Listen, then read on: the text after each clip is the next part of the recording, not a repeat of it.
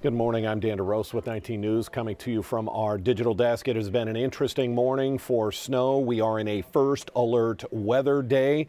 You can see the weather continues in certain parts of the viewing area.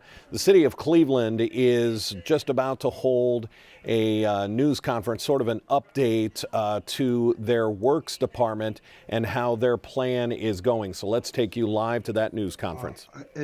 Enhanced a band of snow that lasted a little over an hour that was pretty significant, that we are catching up from now and hoping to transition after lunch here into our residential roadways to plow them out as well. Right now we're seeing fair to good conditions on our mains, and we're starting to transition over into our residentials to plow them out completely, and then we'll go back and salt those completely before coming back out and readdressing our main routes and cleaning those up for the evening. All right, thanks, Frank. Who's got questions?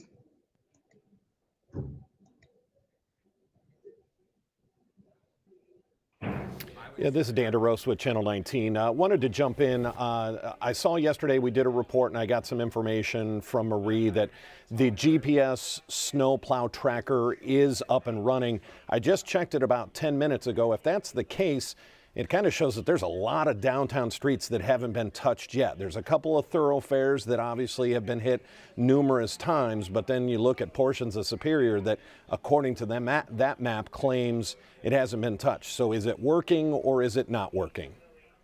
So what we have, as you're aware, and as you mentioned, it's the first event of the season. So we are looking and watching just as well as you are as it relates to checking on those areas and how they are responding as it relates to the sensor and sensor data.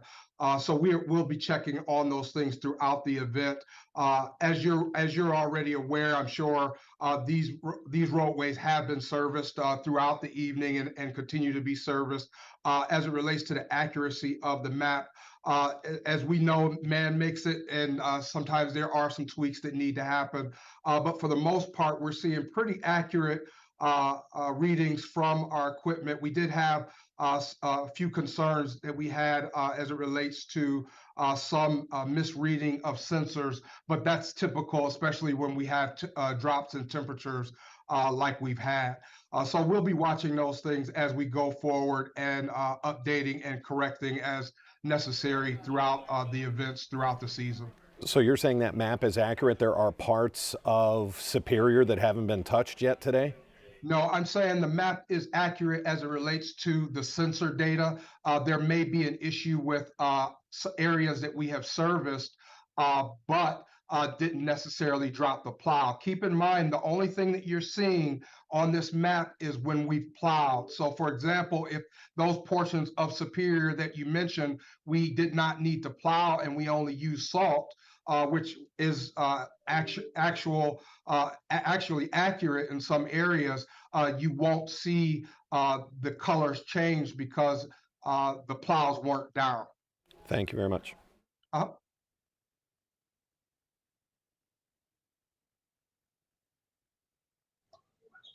Anybody else? Yeah, I'm Kaitor K with WKYC. So I was just gonna ask an overall question. Like, this was like the big first snow of the season. What are kind of your thoughts and feelings on how City of Cleveland handled everything, and just an overall, just kind of thoughts and feelings on how it all went?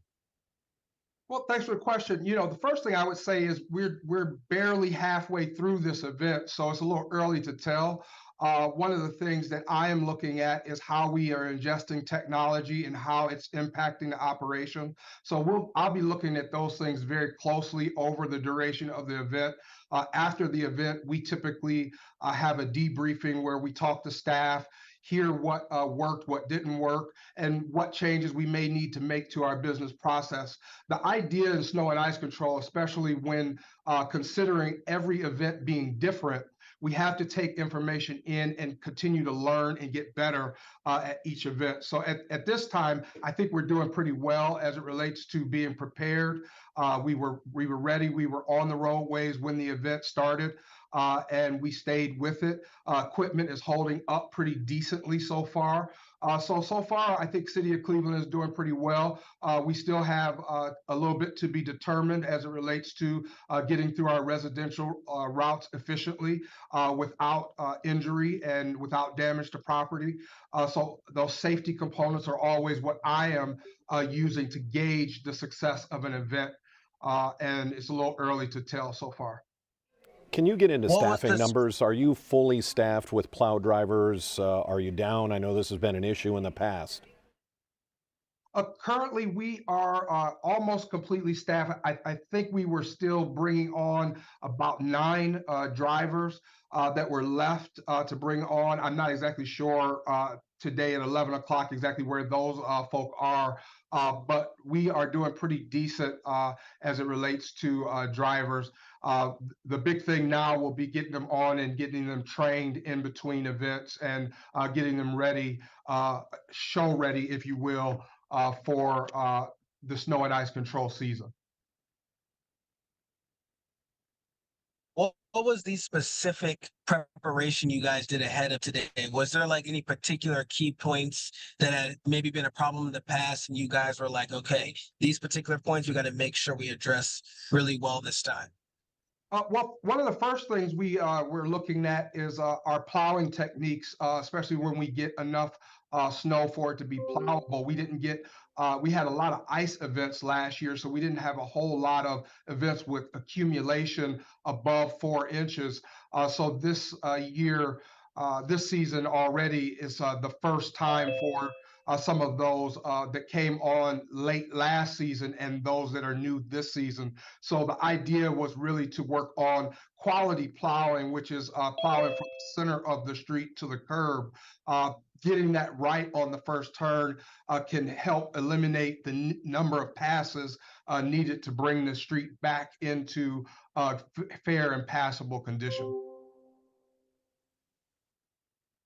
Okay, and so since plowing technique was one of your main focuses so far, what's the report on that? I think we've done pretty fair. Again, it takes reps, just like with anything. It's not we can practice the routing in the summertime, but the actual plowing techniques are a bit difficult to practice on dry pavement without snow. So we definitely have to give staff the opportunity to grow into this practice. But I would say we've done a pretty decent job so far, but we have a ways to go.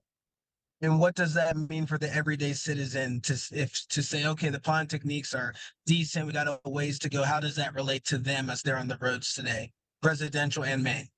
Well, I don't think that the traveling public would notice it as much as my eye would. My concern is making sure to keep the uh, uh, center lines visible and also turn slots open and operational. So that's a big thing for me.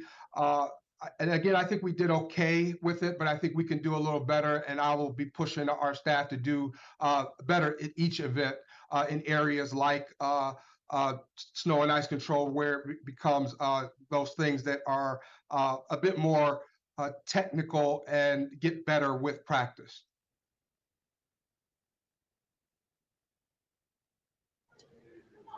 Thanks, Frank. Any more questions for Director Williams?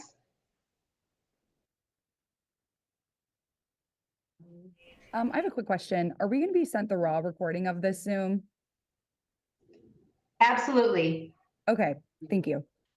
Yep, of course.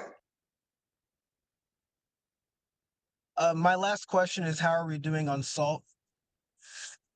Oh, we're doing really well. We have a little over 21,000 tons of salt on hand and ability to purchase as we need. So we're doing pretty good with salt. We're always being sensible in our usage of salt. This event was one that definitely regular rock salt worked really well so far. But we're doing pretty good as it relates to salt usage and salt availability.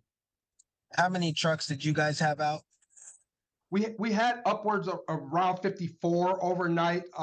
We had some trucks go up and down, but we averaged between 49 and 54, I believe, throughout most of the night. Right now, we have about 55 trucks on the roadway as we speak. If someone believes they have property damage due to one of the city's plows, how should they move forward with that? They can contact 311 as previously, and they will be helped forward with a moral claims packet.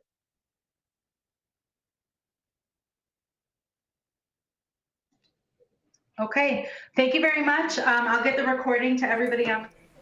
Dan DeRosa with 19 News. The city just wrapping up really a briefing. It was nice of them to make time available for the city works director. This is really the first major incident that they've had to deal with. Really, and you even heard the director say that a couple of times, that last year we had some ice events, but nothing to this level. So it's been a while. I do want to show you these live pictures out of Summit County. This is I-77 north to I-277, again in Summit County. As you can see, it's closed. They've got a bit of weather. And you're probably saying, well, Summit County, they're not in the snow belt. But when you look at this radar, it is Akron, it is Medina that's getting hit right now. Not so much downtown Cleveland. These bands have moved a little bit south, and so conditions not great here in Summit County, where you can see they have the highway closed there. This is I-77 north to I-72 to I-277. In Summit County. So if you know people in that area, give them a quick heads up. That looks like this could be closed for some time. Seeing a lot of vehicles there helping with that situation. We're going to wrap this up. It's nice to see. Here's a live shot towards Cleveland State.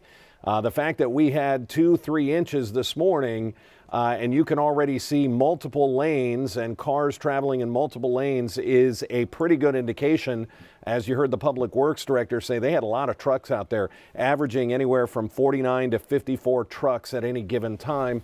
Now they just need to see if the technology that they're using to track these is working. We'll have a complete update on all of the weather. Our 11 o'clock news underway on CW43, and then our noon news on Channel 19. Until then, I'm Dan DeRosa with 19 News. Have a great afternoon. 19 News is everywhere. Download our CTV apps and follow us